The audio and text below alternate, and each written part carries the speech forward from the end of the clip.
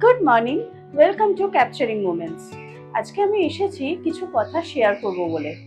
আমাদের মতন মায়েদের সব থেকে বড় চিন্তার বিষয় হচ্ছে যে আমরা প্রতিদিন বাচ্চাদের টিফিনে কি দেবো, মানে আলাদা আলাদা রোজ রোজ কি বানিয়ে দেবো যেগুলো বাচ্চারা টিফিন ফিনিশ করে বাড়িতে আসবে।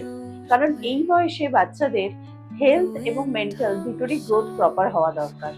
আমার ছেলে ক্লাস 1-এ পড়ে, আর আমি প্রতিদিন বাড়িতে বানিয়েই ওকে টিফিন দিই।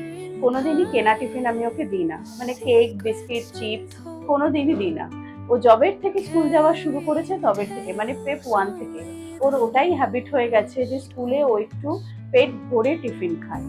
তো আমি একটু ভেবে দেখলাম যে যেই টিফিন আমি আমার ছেলেকে বানিয়ে দিই প্রতিদিন, মানে সপ্তাহের 5টা দিন, সেই রেসিপিগুলো যদি তোমাদের সাথে শেয়ার করি বা সেই আইডিয়াগুলো যদি তোমাদের সাথে শেয়ার করি তাহলে কেমন হয়।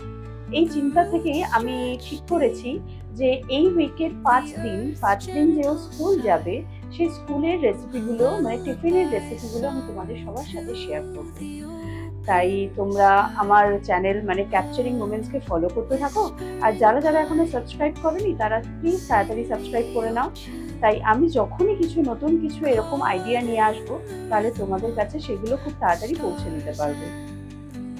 আর আশা করছি যে আমার এই চেষ্টাটা অনেক মায়েদের কাছেই হেল্পফুল হবে।